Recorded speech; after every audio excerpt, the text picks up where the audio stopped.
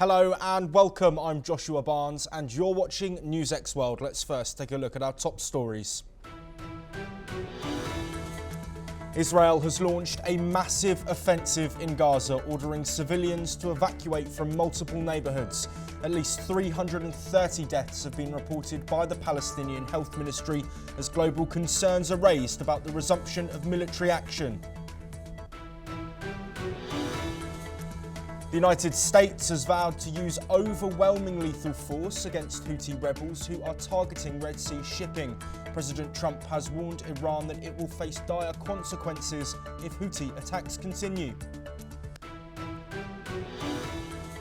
Meanwhile, US President Donald Trump says that Russia has agreed to many elements of the proposed peace agreement with Ukraine.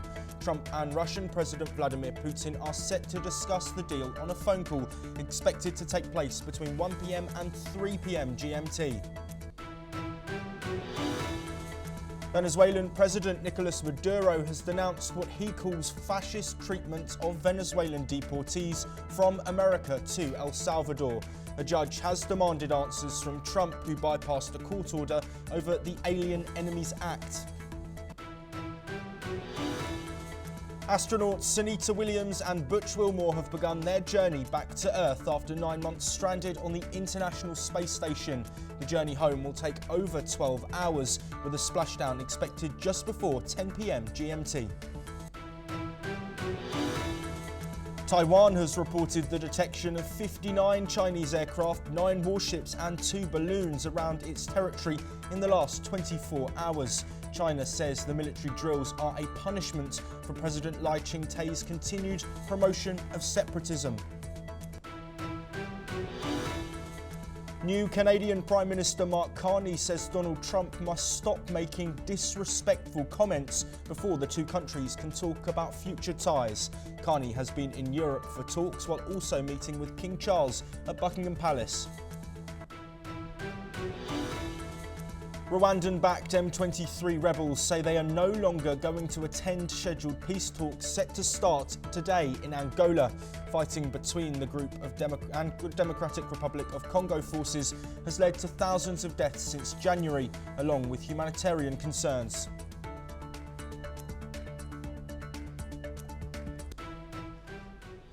We start in the Middle East, and in a statement issued this morning, Israel's Prime Minister Benjamin Netanyahu and Defence Minister Israel Katz confirmed the Israeli Defence Forces have launched a major operation in the Gaza Strip. This comes after Hamas repeatedly refused to release Israeli hostages and rejected peace proposals from US envoy Steve Witkoff and other mediators. The IDF is targeting key Hamas positions throughout Gaza with the aim of securing the release of all hostages, both dead and alive. Military officials say the operation will intensify as Israel seeks to bring an end to the ongoing crisis. Meanwhile, the death toll from Israeli airstrikes on Gaza has risen to at least 330, with many victims being women, children and the elderly. Gaza's Civil Defense Agency confirms the devastating toll as Israel's military operation continues. Let's listen to what the director of the Gaza hospitals had to say. الاحتلال ارتكب عدة مجازر في جميع مناطق قطاع غزة، وصل ما يزيد عن 200 شهيد إلى مستشفيات القطاع والمئات من الجرحى بإصابات بالغة من الكسور والحروق وإصابات الرأس والتي تحتاج إلى تدخل جراحي عاجل. هذه المجازر ارتكبت في Well, Israel's overnight airstrikes on Gaza have also reportedly killed General Mahmoud Abu Watfa, the head of Hamas's interior ministry. Two sources within Hamas confirmed his death, saying Abu Watfa, who oversaw Hamas's police and internal security, was killed in Gaza City. This marks a significant strike in the ongoing conflict between Israel and Hamas. An Israeli official stated the offensive, targeting Hamas leadership and infrastructure, will last as long as necessary. Let's listen in to what Israel's UN ambassador Danny Danon has said. The Israeli Air Force initiated a series of attacks against Hamas targets in Gaza. We will show no mercy on our enemies. Let me be very clear. Israel will not stop until all of our hostages are back home. We will make it very clear to the Security Council that if they want to stop the war in Gaza, they have to ensure that the hostages are coming back to Israel. Meanwhile, Hamas accuses Israel of violating the ceasefire agreement after Israel launched heavy strikes early on Tuesday.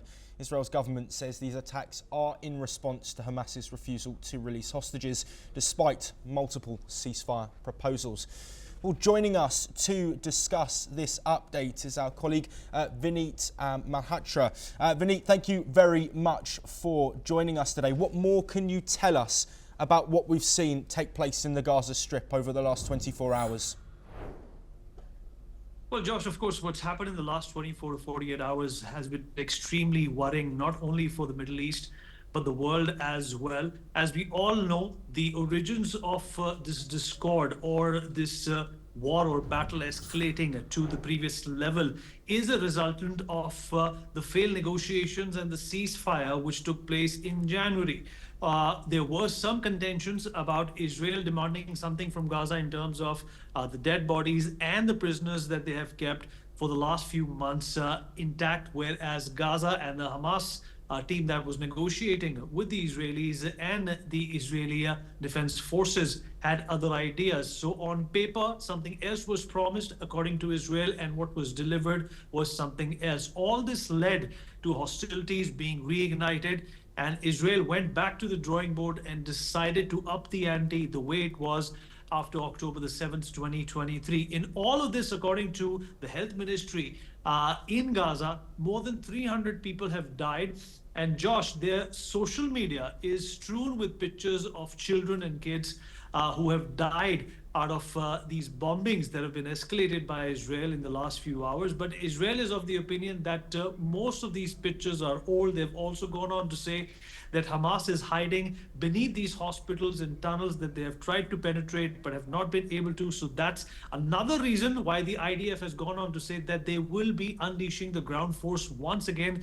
They had temporarily withdrawn some of these forces, but the action is back on ground. In fact, Israel has also gone on to say that they will be giving 8 to 10 hour windows to all people and towards places where they will be launching these attacks. So in a way, the Israelis are trying to immunize themselves by even speaking with the Americans and saying that we got a green signal from the Americans, who in fact were part of these brokerage deals and parties that led to this talk of ceasefire, which never resulted in anything positive either for Hamas or Israel.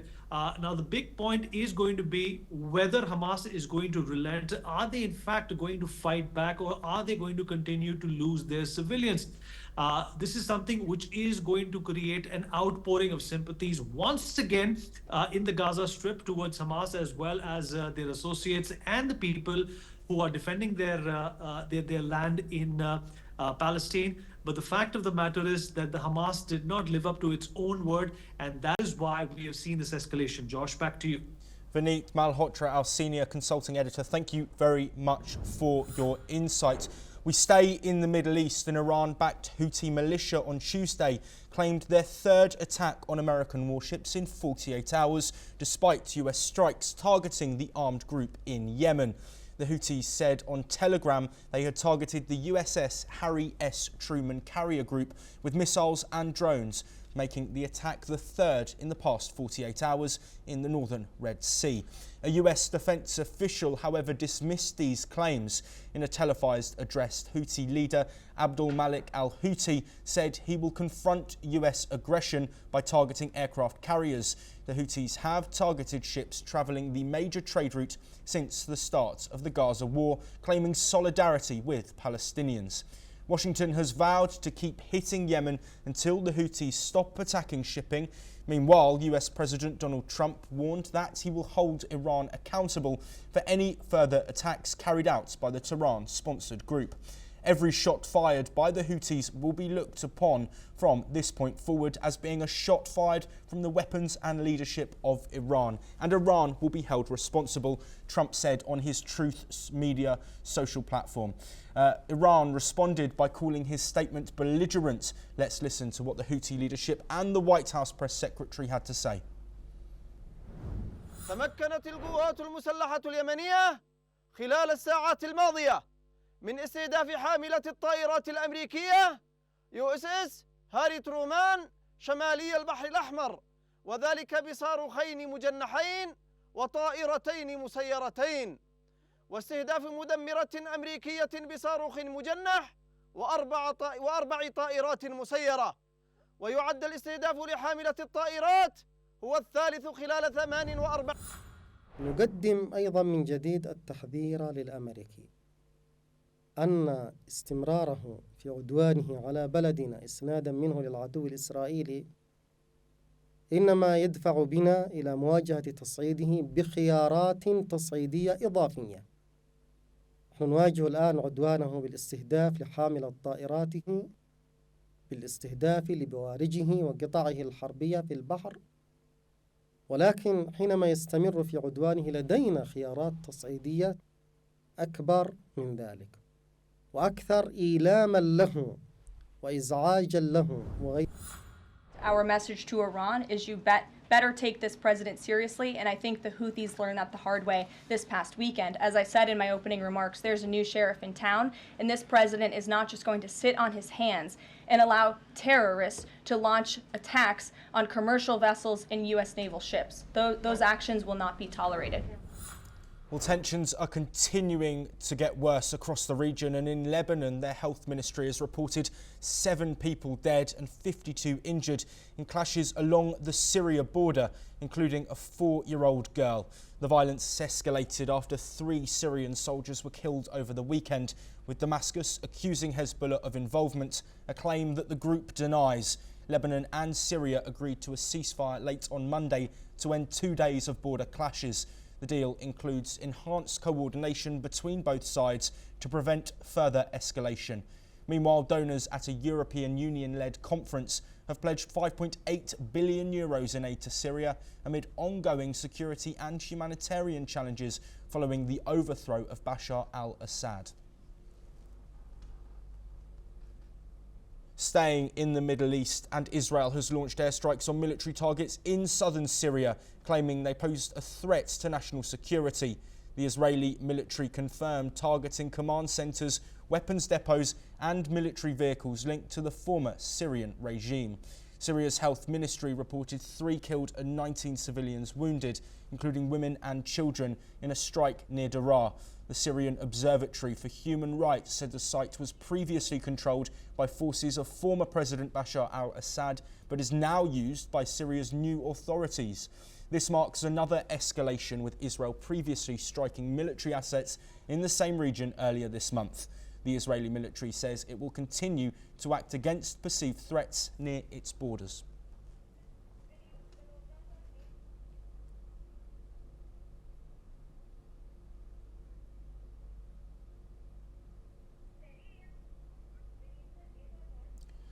To Europe, and the Kremlin said a highly anticipated phone call between Vladimir Putin and Donald Trump will take place between 1 o'clock and 3 o'clock GMT on Tuesday afternoon, and that the pair will discuss Ukraine and the normalization of U.S. Russian ties. U.S. President Donald Trump visited the Kennedy Center in Washington, where, while talking to journalists, he discussed his upcoming phone call with Russian President Vladimir Putin.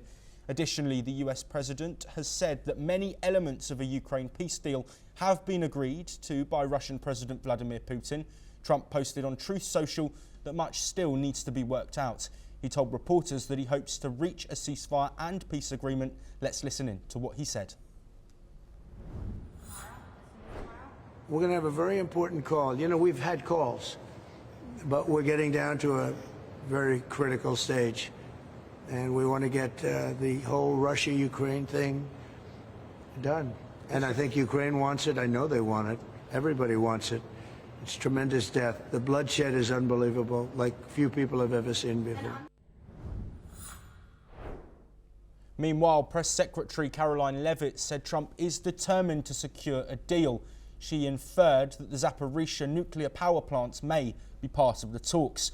The plant, controlled by Russia since 2022, is a major concern. Let's listen in to what she had to say.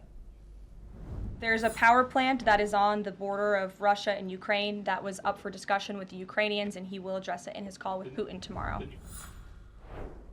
Trump has hinted that land and power plants could be discussed. Kremlin spokesperson Dmitry Peskov has refused to share details. Meanwhile, Ukrainian President Volodymyr Zelensky has accused Russian President Vladimir Putin of prolonging the war in Ukraine. He said that Putin is ignoring US efforts for a ceasefire. Let's hear what Zelensky had to say on the matter. Дуже важливо, що завтра вже тиждень, як на столі пропозиція Америки щодо тиші у небі, на морі та на фронті. Цю пропозицію вже давно можна було почати реалізовувати.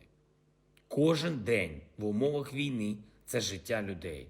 Зараз вже майже тиждень, як абсолютно всім у світі, навіть тим, хто вже 3 роки не хотів визнавати правду. Очевидно, що саме Путін продовжує і затягує цю війну. Саме Путін вже тиждень не здатний вичавити із себе «так» у відповідь на пропозицію. Both sides continue to trade blame at each other for blocking the peace deal. The build-up of Russian forces indicates that Moscow intends to keep ignoring diplomacy, the Ukrainian leader wrote on social media. It is clear that Russia is prolonging the war. We are ready to provide our partners with all the real information on the situation at the front, in the Kursk region and along our border, said Zelensky. He made those comments in his nightly video address after his phone call with French President Emmanuel Macron to coordinate their position ahead of a planned conversation between Donald Trump and Putin. A US federal judge has demanded answers from the Trump administration after deportations of Venezuelans continued despite a court order blocking them. Judge James Boasberg gave the administration a Tuesday deadline to explain why flights carrying deported Venezuelans went ahead. The Trump administration justified the deportations under the Alien Enemies Act of 1798, sending 261 people to El Salvador. Venezuelan President Nicolas Maduro has condemned the treatment of deportees, calling it a human rights violation and vowing to ask the UN for protection. Let's listen in to what the Venezuelan president said. Yo estoy firmando hoy un conjunto de comunicaciones para el secretario general de Naciones Unidas, para el alto comisionado de Derechos Humanos, Volker Turk, para todos los presidentes de América Latina y el Caribe y para distintos organismos de derechos humanos, para la Organización Internacional Migratoria, para la ACNUR, para que los mecanismos de derechos humanos se activen en la protección de... Well, the White House has defended the actions, insisting they were within the law. This standoff raises concerns over presidential power versus judicial rulings. Let's listen in to what White House Press Secretary Caroline Leavitt said. And as you saw this past weekend, the president used his authority under the Alien Enemies Act to deport foreign terrorists. Tren de Aragua is now a designated foreign terrorist organization. And as I said, there were nearly 200 Tren de Aragua members who were sent to El Salvador this weekend. Countless lives will be saved because of this action. This administration acted within the confines of the law, again, within the president's constitutional authority and under the authority granted to him under the Alien Enemies Act. We are quite confident in that, and we are wholly confident that we are going to win this case in court. Moving on, and NASA astronauts Sunita Williams and Butch Wilmore have successfully undocked from the International Space Station. They have begun their journey home after being stuck at the ISS for more than 9 months. Williams and Wilmore are now preparing for splashdown off the coast of Florida.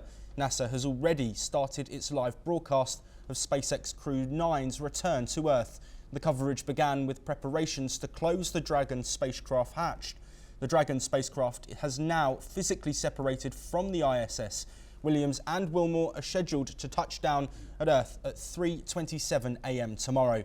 NASA updated the return date to ensure a smooth handover of duties.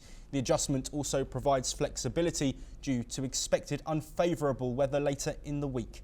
Sunita Williams, along with astronaut Butch Wilmore, were on a Boeing Starliner spacecraft to test its maiden crewed voyage in June 2024 and went to space expecting to be there for a little over a week. But the Boeing Starliner suffered propulsion issues and was deemed unfit by the Space Administration to fly the duo of astronauts back to Earth. Since then, Williams has been on the ISS waiting for the replacement shuttle to land back on Earth.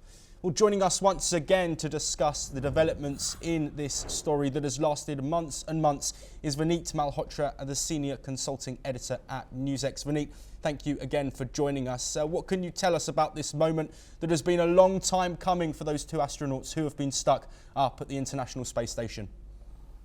You're absolutely right, Josh. And in fact, most of the important details have already been covered by you. Of course, the important thing here is that Sunita Williams and her partner will be touching down back on Earth in just a few hours. And it is likely to become a very viral concept and video, which can be seen throughout the world. In fact, there will be live feeds available all throughout social media as well as regular media to watch these two come back to Earth. And of course, like you said, they had gone for 8 days and they spent about 9 months stuck in the International Space Station. What will be worrying upon their return, Josh, is going to be their health. We've spoken to a number of doctors, we've spoken to a number of health experts, and being in space for that long exposes you to some really harmful radiation. Apart from that, the lack of exercise, the lack of gravity, and the lack of certain pressures that we feel on Earth also, in fact, renders your bone density very, very vulnerable. And apart from that, there are vision issues, there is hair loss. So Sunita Williams and her partner will obviously will be rushed to a hospital to check whether they are healthy, they are safe, and there has been not any long-term damage to their health so far. They've sustained themselves, and perhaps there have been other examples and precedents as well, Josh, in the past, where astronauts have toughened it out in space. But this time, as you rightly mentioned, the Starliner gave in. There were propulsion issues due to which they could not come back in the same craft. And going to space, Josh, is not like catching a flight. Every time a team is sent to space, they have to go through rigorous training. They have to, in fact, be in simulators for about 15 to 16 hours on a daily basis, trying to understand what they will be dealing with. And that is the reason why it took so long for a replacement crew to have Sunita Williams and her partner relieved. But the good news is that they are finally going to be back home. The Prime Minister, also the Prime Minister of India, and other dignitaries from around the world have congratulated. They have said that they prayed for her safe return, and finally we are getting to see this. Josh. Vineet Malhotra, thank you very much for joining us. The world, of course, will be watching as the astronauts splash down overnight. But we move on, and this weekend, top diplomats from China, South Korea and Japan will convene in Tokyo to strengthen trilateral cooperation.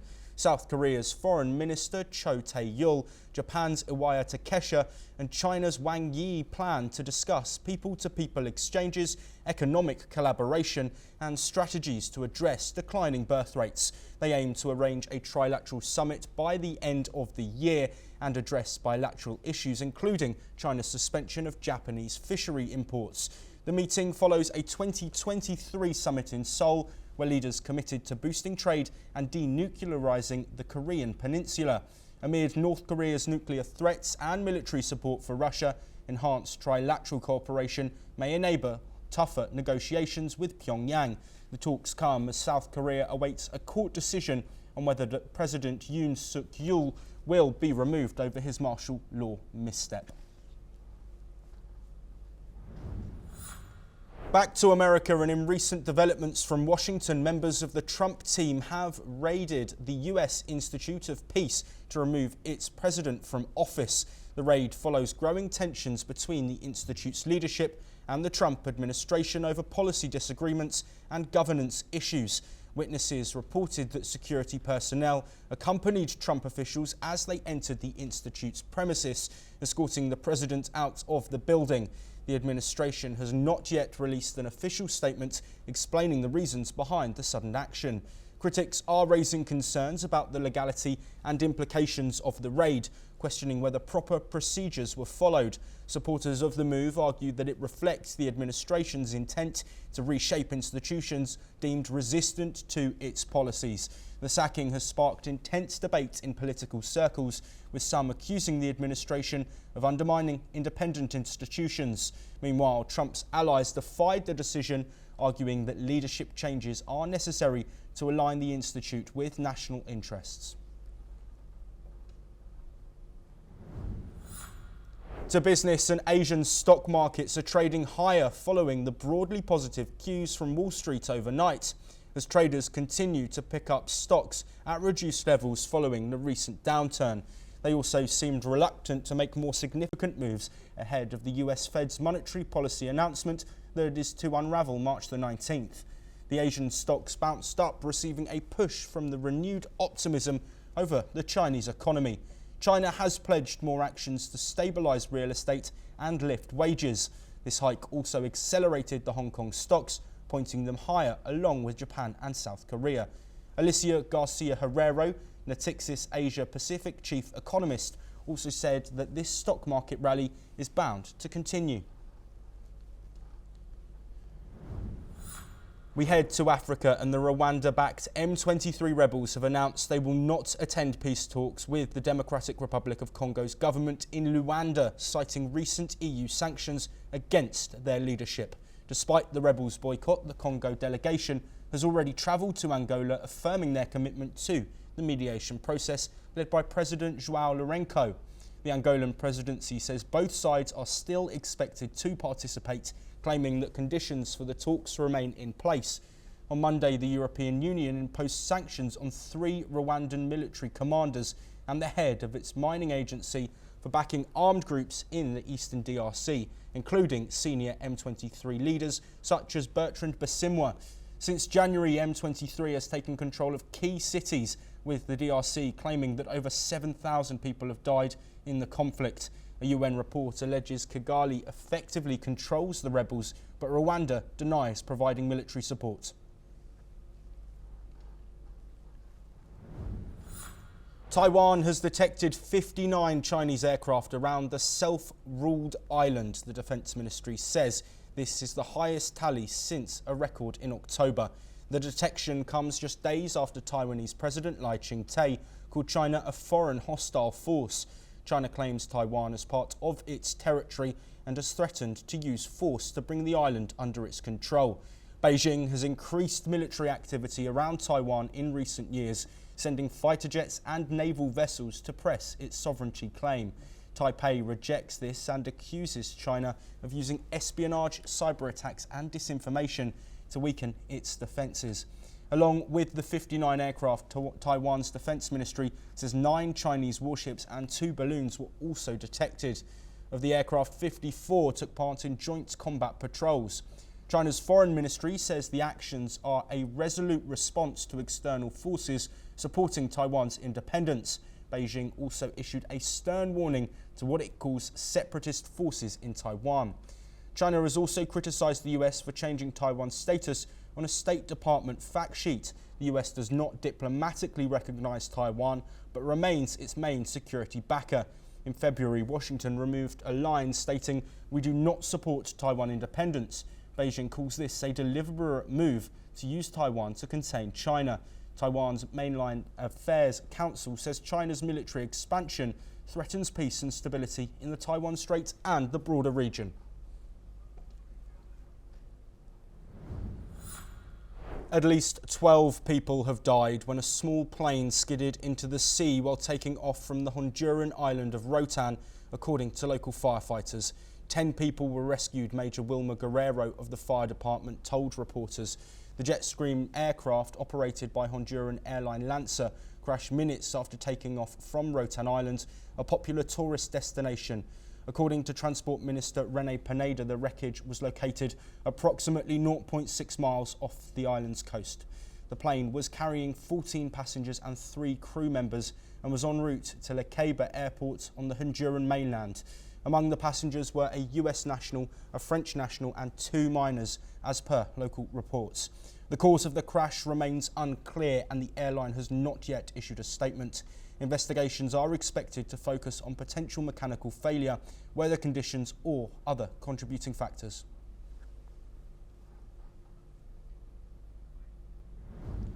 Seven people, including 2 minors, were killed in a violent attack outside a brewery in Salamanca, Mexico on Sunday. Authorities say 6 people were wounded when gunmen opened fire from a moving vehicle, targeting a group gathered outside. Residents expressed grief and called for stronger government action to curb violence. Regional media reports the victims had no ties to criminal groups. Authorities have launched an investigation, but no arrests have yet to be made.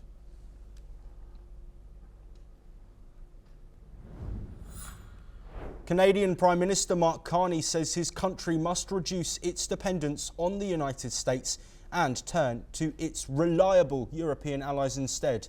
His remarks come during his first official trip abroad since taking office. Carney met with British Prime Minister Keir Starmer and French President Emmanuel Macron, notably skipping the US. His visit follows comments from US President Donald Trump, who suggested Canada could become part of the United States and threatened its economy with tariffs. Speaking at a press conference in London, Carney stressed the need for Canada to diversify its trade and security partnerships. He said the country is too reliant on the United States and must build stronger global ties. Carney also warned Trump against making statements that challenge Canada's sovereignty. He called for a serious discussion on the overall trade and security relationship between the two nations. Let's hear what Carney had to say about reliable allies and Trump. C'est plus important que jamais pour le Canada de renforcer ses liens avec nos alliés fiables comme la France. Nous devons renforcer la collaboration entre nos pays pour assurer notre... Le Canada répondra toujours présent à chaque fois pour assurer la sécurité de l'Europe, pour favoriser... I think I would take seriously what the Prime Minister of the United Kingdom said today. Look, I don't think one needs to respond to every comment about another country. Look, we can stand up for ourselves. It's Canada strong. We can stand up for ourselves. We've called out those comments. They're disrespectful. They're not helpful. And they need to stop before, and they will have to stop before we sit down and have a conversation about our broader partner. Nos relations commerciales sont trop concentrées aux États-Unis. Ce qui est clair est que nos relations sécuritaires sont trop concentrées aux États-Unis. Il faut... Well, during the new Prime Minister's trip to Europe, Mark Carney also met with King Charles, who is Canada's head of state at Buckingham Palace. International relations experts say the King is handling diplomacy carefully. He has expressed support for Canada. At the same time, in his role as the UK's head of state, he has formally invited President Trump for a historic second state visit.